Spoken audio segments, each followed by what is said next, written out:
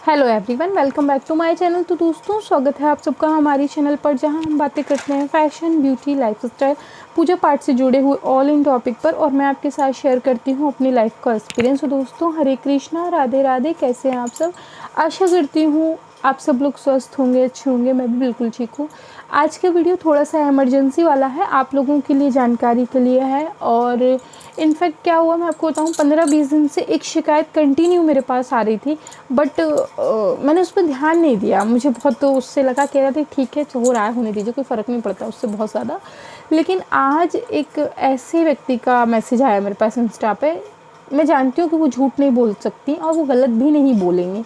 सो उन्होंने एक चीज़ मुझे ये बताई कि कुछ लोग हैं जो मेरा नाम लेकर पोशाक सेल करते हैं राधा कृष्ण जी की।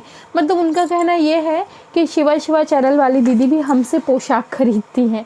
तो अगर ऐसा कोई कर रहा है तो ये तो एक चीज़ हो गई।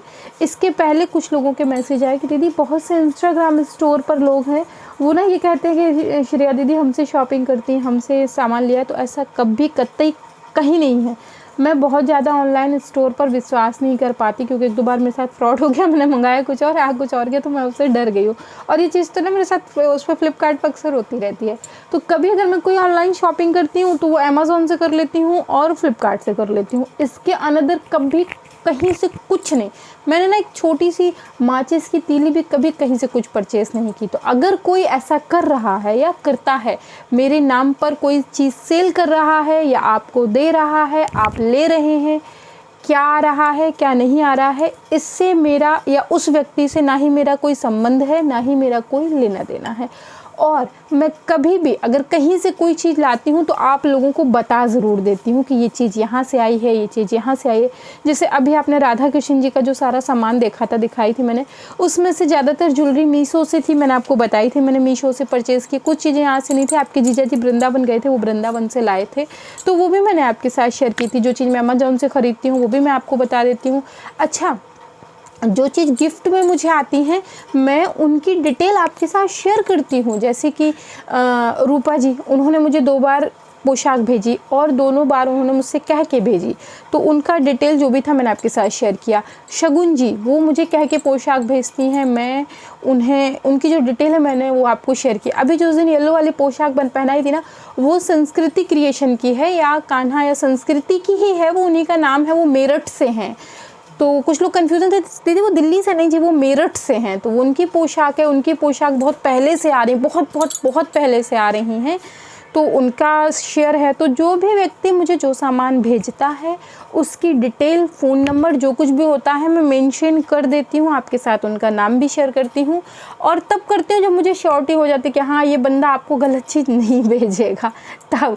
तो अगर कोई ऐसा कर रहा है, मेरा नाम लेके आपसे कह रहा है कि दीदी ने हमसे ख़रीदा, दीदी से, हो सकता है वो अपने लिए ऐसा कर रहे हो, लेकिन मेरा ऐसे किसी भी व्यक्ति से ना कोई संबंध है, ना कोई लेना देना है। अगर फिर भी आपको लगे तो आप मुझे एक बार सूचित ज़रूर करवाइएगा। दूसरी चीज़ क्या कि अगर कोई व्यक्ति आपसे ये कह रहा है कि हमने जो है वो दिया है, तो एक बार आप उनसे मेरा फ़ोन नंबर, एड्रेस, ये सब ज़रूर मांग लीजिएगा। क्योंकि जब व्यक्ति एक बार किसी से कोई सामान मंगवाता है तो उसे अपना एड्रेस भी देता है, अपना मोबाइल नंबर भी देता है ऐसे तो सामान नहीं आ पाता। और परचेजिंग की जो है बिल होती है, बिल भी देता है। तो अगर आपको ऐसा कभी लगता है कोई कह रहा है तो आप ये सब चीज़ें मांग सकते हैं। फ़िलहाल मेरा ऐसा किसी व्यक्ति से कोई संबंध नहीं। अगर आपको कोई ऐसा कहता है, आप कोई चीज़ मेरे विश्वास पे या मेरे नाम पर मंगा रहे हैं, तो मैं आपको एक बार सावधान ज़रूर करना चाहूँगी। क्योंकि कई सारे लोगों के मेरे पास मैसेज आए, तो देखिए होता क्या ना, 4 लोग अच्छा काम कर रहे होते हैं, उसमें से 1-2 लोग ऐसे भी होते हैं जो सिर्फ पैसे के लिए काम कर रहे होते। तो अगर ऐसा कुछ है तो आप लोग अपने स्तर से, अपनी सूझबूझ से, अपने तरीके से देख लीजिएगा।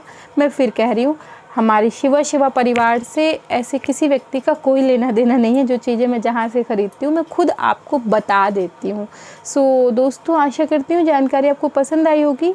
और अगर किसी और के साथ ऐसा हुआ है तो मुझे इसी वीडियो के कमेंट बॉक्स में ज़रूर बताइएगा। क्योंकि क्या क्या होता रहता है मुझे खुद ही नहीं पता चलता है कि क्या हो रहा है क्या नहीं हो रहा है। मुझे खुद ही नहीं आइडिया लग पाता है कि मतलब होता है ना, आप एक्टिव नहीं रहते ज़्यादा तो नहीं पता चलता। अच्छा चलिए, एक और अच्छा, अभी लक्ष्मी विष्णु जी का श्रृंगार है, तो उसमें मुझे किसी ने कहा था कि आपका तो ना अच्छा बहाना है, आपकी तो तबीयत हमेशा ही ख़राब होती। यार देखिए, ये बात अगर मेरे पति मुझे बोलते ना तो मुझे एक बार समझ में भी आता, भाई मेरी तबीयत ख़राब होती है, मेरे घर का काम होता है, मैं करती नहीं करती, मेरा अपना जो है वो पर्सनल है। दूसरी चीज़ क्या है, मुझे हार्ट से रिलेटेड बहुत सारी समस्याएं हैं, बहुत बहुत सारी। मैं कभी डिटेल में बना दूँगी, अगर ऐसे भी बताऊँगी तो आप लोग घबरा जाएंगे। तो हार्ट से रिलेटेड कई सारी समस्याएं, उनकी वजह से मैं परेशान रहती हूँ। और मैं आपको इसी वीडियो में इन्फॉर्म कर देती हूँ कि अभी मैंने आपके साथ शेयर नहीं की बात, अगर शेयर करती तो शायद आप सब लोग घबरा जाते, परेशान होते। आपके जीजा जी कोविड पॉजिटिव हो गए थे। सो भगवान की कृपा से, आप सबके आशीर्वाद से उन्होंने कोविड से जंग जीत ली है और अब वो पूर्णतः स्वस्थ हैं। तो देखिए इतनी बड़ी बात होती, मैं आपको बता नहीं पाती, बेटा बोला ना। तो काफ़ी लंबा ट्रीटमेंट चला है उनका, मतलब हो गए उनको 15 दिन, अभी भी रेस्ट पर ही हैं, घर में हैं, 15 दिन से रेस्ट पर ही हैं, घर में हैं। लेकिन अब आपके जीजा जो हैं वो स्वस्थ हैं। तो थोड़ा सा, चूँकि कोविड के बाद होता क्या है ना, उसकी दवाई बहुत हैवी होती है, तो वीकनेस तो लोगों को आ जाती है। अब आप सोचिए मैं किस मुसीबत से गुजर रही थी, मैंने बात बताई भी नहीं आप लोगों को, क्योंकि हमारे चैनल पर बहुत सारे बच्चे, बैठिए आइए, बहुत सारे बच्चे हैं वो घबरा जाते हैं, परेशान हो जाते हैं फ़ौरन। तो मुझे लगा क्या बच्चों को परेशान करना अच्छा नहीं लगता इस तरीके से।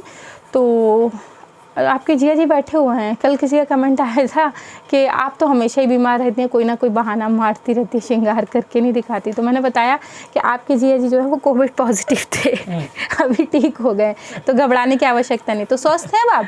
हाँ स्वस्थ हूँ, तो ठीक है। आप स्वस्थ हैं, ठीक है। और उन्होंने कोविड से एकदम जंग जीत ली है, एकदम भले चंगे हो गए हैं।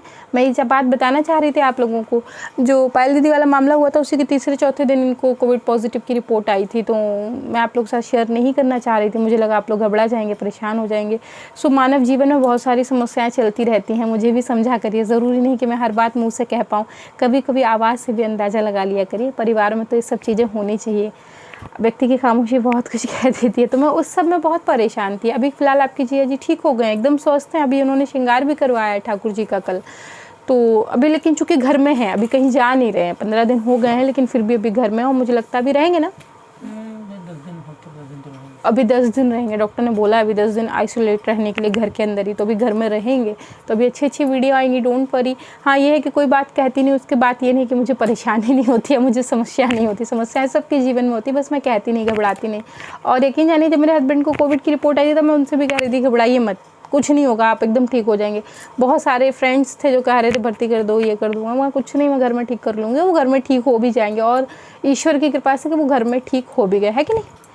ये तो आपका हौसला था। नहीं ऐसा कुछ नहीं है, आपकी अपनी क्षमता थी। तो अभी दोस्तों ये एक इन्फॉर्मेशन थी, तो मैं हस्बैंड को भी पता भी नहीं, मैं अभी ना बाहर से मैं उनको बता रही हूँ कि कोई ना हम लोगों के नाम पर, मेरे नाम पर ना पोशाक सेल कर रहा है, कह रहा है मैं उससे ख़रीदती हूँ। हस्बैंड सामने बैठे हैं, कभी ऐसा कुछ नहीं है।